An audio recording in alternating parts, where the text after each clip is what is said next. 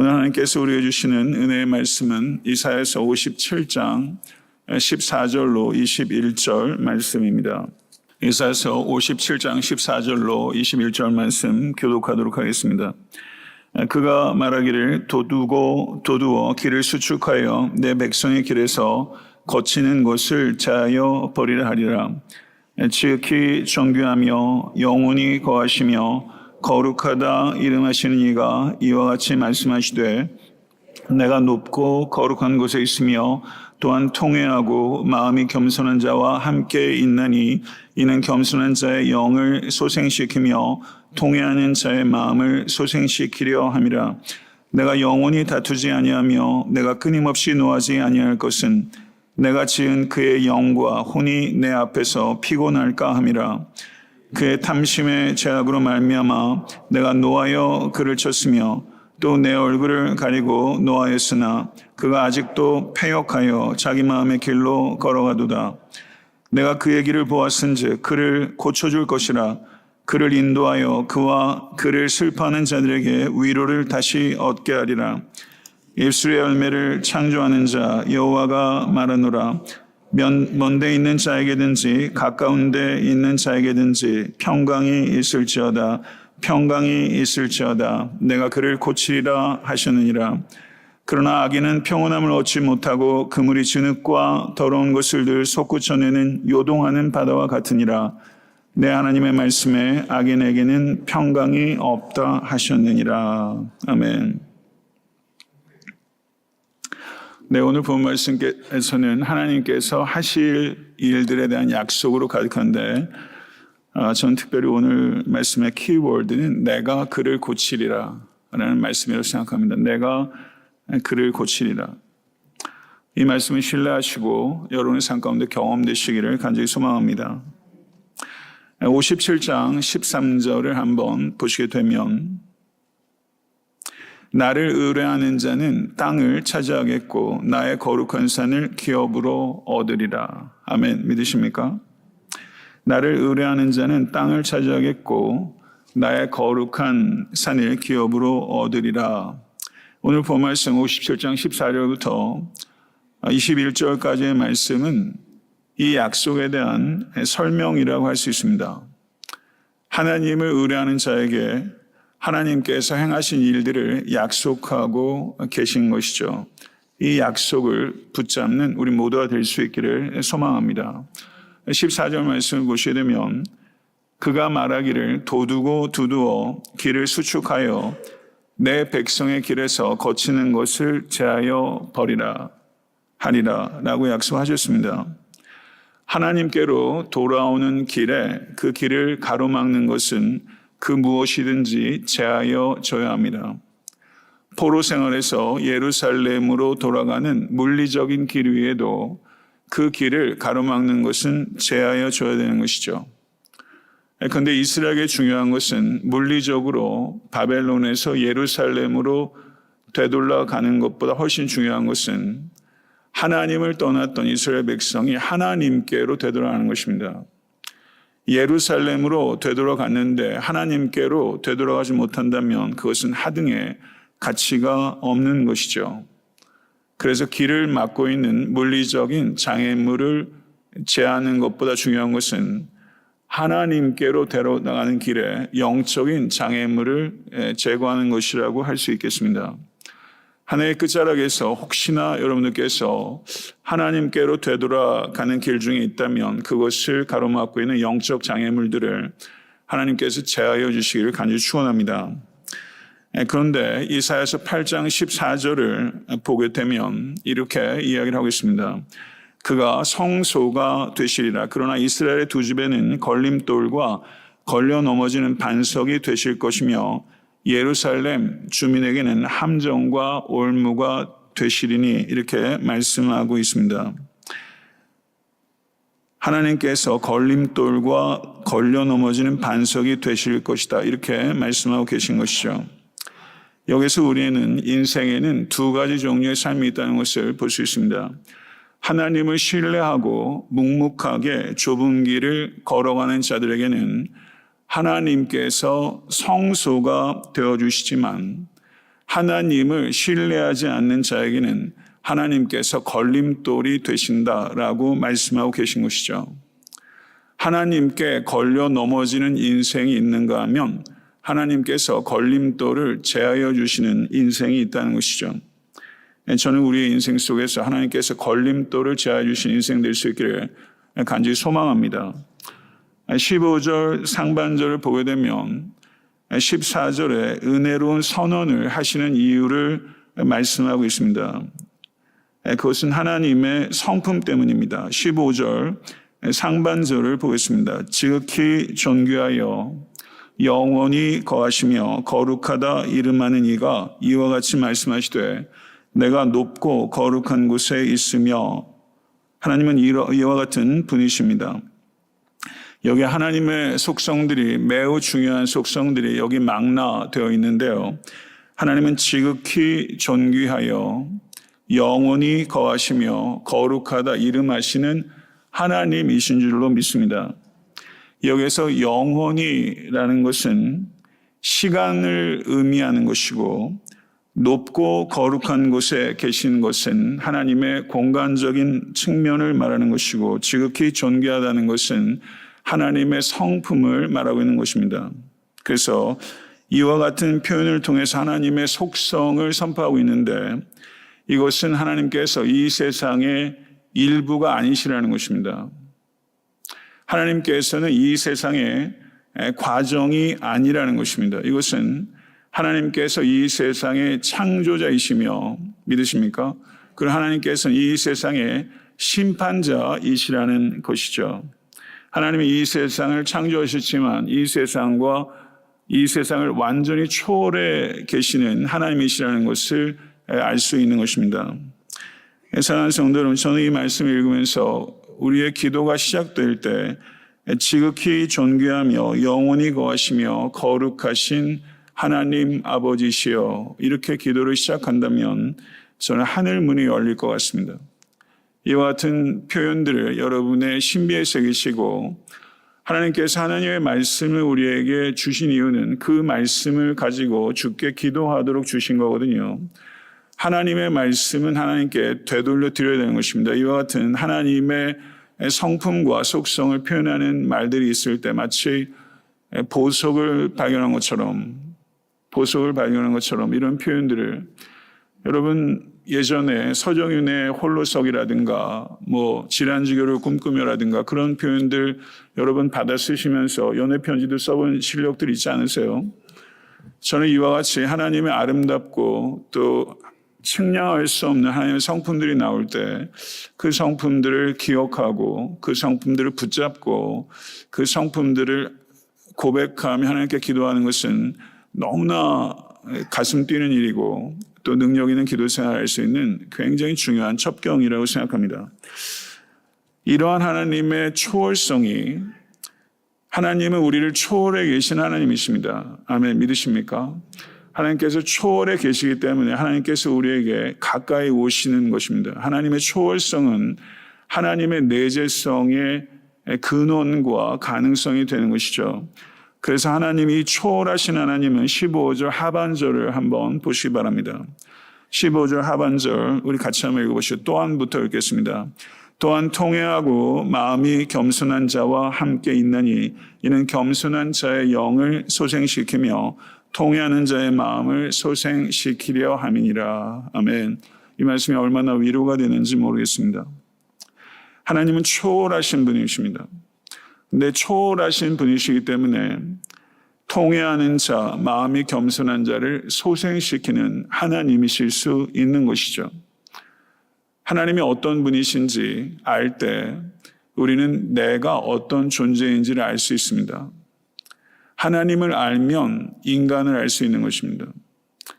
이것을 우리는 깊이 생각해야 될 줄 믿습니다. 여러분이 하나님을 만날수록 나의 죄성을 깨닫게 되고 나의 한계를 깨닫게 되고 그리고 나에게 부어주시는 하나님의 전능하심을 경험하고 의지할 수 있게 되는 것이죠. 하나님은 상하고 통회하는 마음을 멸시하지 아니하시며 돌보시고 구원하신다고 약속하셨습니다. 하나님은 겸손한 자에게 은혜를 베푸시고 아름답게 하시며 재물과 영광과 생명으로 보상하신다고 약속하셨습니다. 이 약속을 믿으시기를 우리 주 예수 그리스도 이름으로 간절히 축원합니다. 16절을 보게 되면 16절 말씀입니다. 하나님은 영원하신 하나님이십니다. 믿으십니까?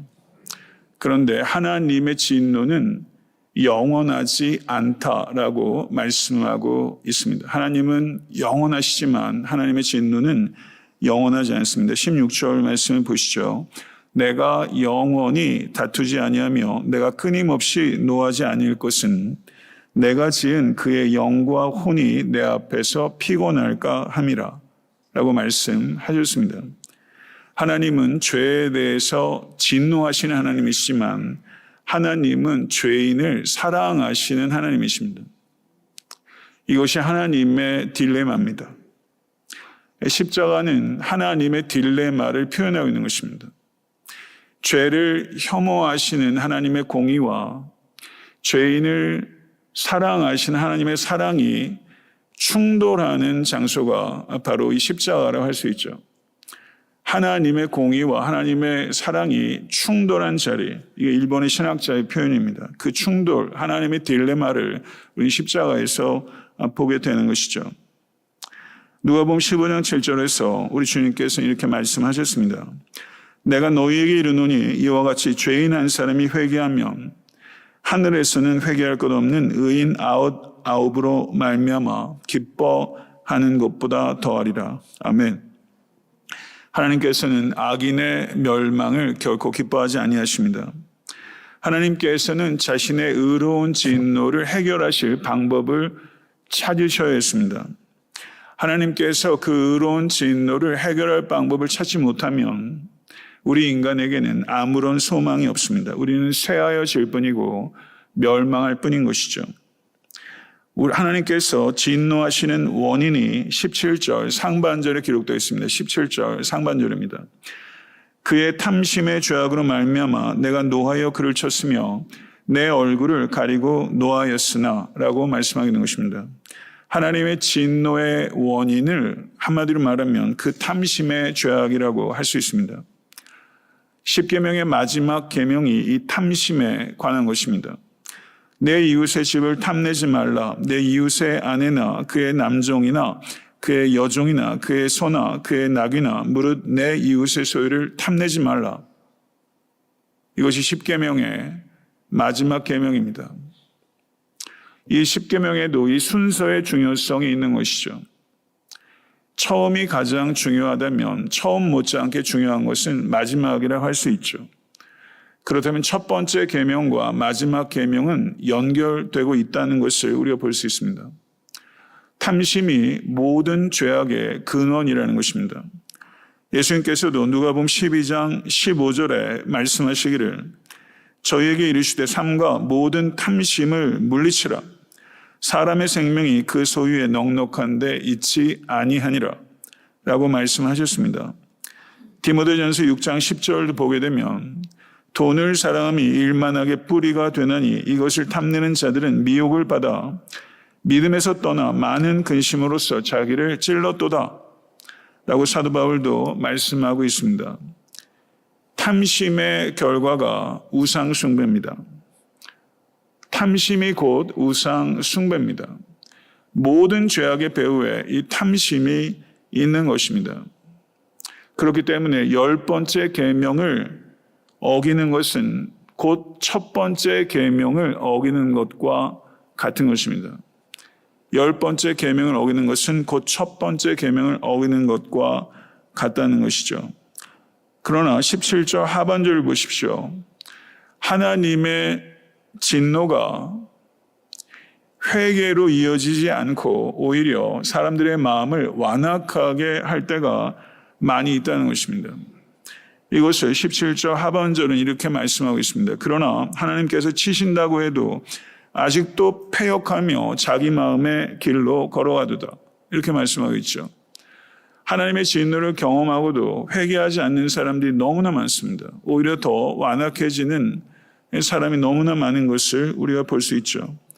하나님의 진노가 잠시 멈춘 것 같으면 오히려 더 악해집니다. 이것이 사사기의 역사고 이스라엘의 역사고 인류 전체의 역사입니다. 코로나로 인해서 인간의 죄악상이 잠시 멈출 것 같았지만 지금 우리는 더한 죄악상을 보고 있는 것이죠. 이것이 인류의 문제일 뿐만 아니라 어쩌면 나의 문제일 수 있다는 것, 우리는 깊이 생각할 수 있기를 간절히 소망합니다. 그렇다면 하나님은 어떻게 하셔야 합니까? 인간은 계속 순환하면서 나선형처럼 악해지고 악해지는데 하나님께서는 이 죄악된 세상을 어떻게 고치십니까? 18절 말씀을 보시기 바랍니다. 18절, 내가 그의 길을 보았은즉 그를 고쳐줄 것이라. 그를 인도하여 그와 그를 슬퍼하는 자들에게 위로를 다시 얻게 하리라. 주님께서 말씀하셨습니다. 하나님은 영원하시지만 하나님의 진노는 영원하지 않습니다. 믿으십니까? 그럼 하나님께서 영원히 진노하지 않기 위해서 하나님은 어떠한 길을 찾아내셔야 됩니까? 하나님은 도대체 이스라엘을 어떻게 고치십니까? 하나님은 도대체 이스라엘을 어떻게 위로하십니까? 하나님은 어떻게 우리를 고치십니까? 하나님의 공의를 희생시키지 않고 하나님의 공의를 만족시키면서 하나님은 어떻게 죄인을 사랑하실 수 있습니까? 성도 여러분, 아까 말씀드렸던 이 딜레마를 하나님께서 어떻게 해결하십니까? 그 방법은 죄가 없으신 하나님의 아들 예수 그리스도께 하나님의 진노를 쏟아 부으시는 것이었습니다. 그렇게 하나님의 공의를 해결하시고 하나님의 사랑을 완성하신 것입니다. 이것이 테텔레스타이, 다 이루었도다 라고 말씀하신 주님의 말씀의 진정한 의미라고 할 수 있습니다. 하나님의 공의가 희생되지 않고 하나님의 크신 긍휼이 예수 그리스도 안에서 성취된 줄로 믿습니다. 이것을 베드로전서 3장 18절은 이렇게 선언하고 있는 것이죠. 그리스도께서 한 번 죄를 위하여 죽으사 의인으로서 불의한 자를 대신하셨으니 이는 우리를 하나님 앞으로 인도하려 하심이니라. 아멘. 믿으십니까? 우리 모두가 이렇게 예수 그리스도의 인도함을 받아 거룩하신 하나님 앞에 나아가게 된 줄로 믿습니다. 할렐루야. 이것이 가장 큰 축복인 줄로 믿습니다. 이제 모든 인간에게 주어진 문제는 단 한 가지입니다. 우리는 우리의 구원을 위해서 어떤 것도 할 수 없습니다. 하나님께서 다 하신 것이죠. 이 하나님의 은혜를 받아들일 것인가 아니면 오만하게 이 하나님의 은혜를 거절할 것인가, 이 두 가지가 있는 것이죠. 19절 말씀을 보시기 바랍니다. 입술의 열매를 창조하는 자 여호와가 말하노라. 먼 데 있는 자에게든지 가까운 데 있는 자에게든지 평강이 있을지어다. 평강이 있을지어다. 내가 그를 고치리라 하셨느니라. 아멘. 평강이 여러분에게 있으실 수 있게 되기를 우리 주 예수 그리스도 간절히 축원합니다. 내가 그를 고치리라. 이 약속을 경험하실 수 있기를 간절히 축원합니다. 하나님께서 고치신 간증이 여러분의 삶 가운데도 이 교회에도 이 땅에도 가득하게 될 수 있기를 갈망합니다. 하나님의 자녀들은 멀리 있든지 가까이 있든지 하나님과 분리되지 않는다고 말씀하셨죠. 하나님께서는 그들과 함께 하시며 평강을 주시는 하나님이십니다. 이 평강은 샬롬입니다. 헬라어로 에이레네라고 할 수 있죠. 모든 것이 완벽하게 향유되는 최상의 상태입니다. 이스라엘과 하마스가 잠시 하루 이틀 휴전하다가 다시 전쟁을 벌이는 그런 식의 휴전이 아니라 최상의 것이 누려지는 완벽한 피스를 하나님께서 우리에게 주십니다. 이러한 피스는 오직 예수만 우리에게 주실 수 있는 줄 믿습니다. 예수 밖에는 이러한 피스가 없습니다. 이 모든 것들이 우리 주 예수 그리스도를 통해 성취된 것입니다. 이 성취를 에베소서 2장 17절 18절에 사도 바울은 이렇게 선언하고 있는 것입니다. 다 같이 읽어보시죠. 또 오셔서 먼 데 있는 너에게 평안을 전하시고 가까운 데 있는 자들에게 평안을 전하셨으니 이는 그로 말미암아 우리들이 한 성령 안에서 아버지께 나아감을 얻게 하려 하심이라. 아멘. 우린 예수 그리스도로 말미암아 아버지께 나아감을 얻게 된 것입니다. 할렐루야. 이 액세스를 얻게 된 거예요. 지성소에 계신 하나님께 대제사장이 1년에 한 번밖에 나가지 못했는데 우리의 대제사장인 예수 그리스도를 통해서 우리는 성령 안에서 아버지 하나님께 언제든지 어디서든지 나아감을 얻게 된 줄로 믿으시길 간절히 축원합니다. 할렐루야. 이 평강은 우리의 권리가 아니었습니다. 이 평강은 우리의 능력으로 얻은 것이 아닙니다. 이 평강은 하나님께서 예수 그리스도 안에서 우리에게 주신 은혜의 선물입니다. 이 선물을 받는 방법은 믿음밖에 없었습니다. 이 믿음이 이 평강의 선물이 우리에게 전달된 통로인 것이죠. 그래서 우리는 믿음을 자랑하지 않고 은혜를 자랑하는 것입니다. 우리에게 자랑은 오직 예수 그리스도의 십자가밖에는 없는 것입니다. 예수 그리스도의 십자가밖에는 자랑할 것이 없는 사람이 이 세상에서 가장 부유한 사람이라 할 수 있죠. 저는 여러분과 저가 그런 부유함 경험할 수 있기를 간절히 축원합니다. 그런데 마지막 절에서 이렇게 말씀하고 있습니다. 그러나 악인은 평온함을 얻지 못하고 그물이 진흙과 더러운 것을 늘 솟구쳐내는 요동하는 바다와 같으니 내 하나님의 말씀에 악인에게는 평강이 없느니라. 믿으십니까? 악인의 형통함을 부러워하지 마시길 바랍니다. 부디 의에 줄이고 목마른 고결한 삶을 끝까지 살아내시는 여러분과 제가 될 수 있기를 우리 주 예수 그리스도 간절히 축원합니다. 이번 대강절에 이 평강을 누리실 뿐만 아니라 이 평강의 원천 되신 예수 그리스도를 증거하시는 우리 모두가 될 수 있기를, 열매 맺는 이 대강절 될 수 있기를 간절히 소망합니다. 하나님께서는 우리의 길에서 거치는 것을 제하여 주십니다. 하나님께서는 통회하고 마음이 겸손한 자를 소생시키십니다. 하나님께서는 영원하시지만 영원히 노하지 않으십니다. 하나님께서는 위로와 평강과 치유를 허락하십니다. 그리고 이 모든 것들이 예수 그리스도 안에서 성취된 것입니다. 예수 그리스도를 받아들이면 이 모든 축복들이 여러분에게 임하게 되는 것이죠. 이 축복 경험하시기를 우리 예수 그리스도가 간절히 축원합니다. 기도하십시다.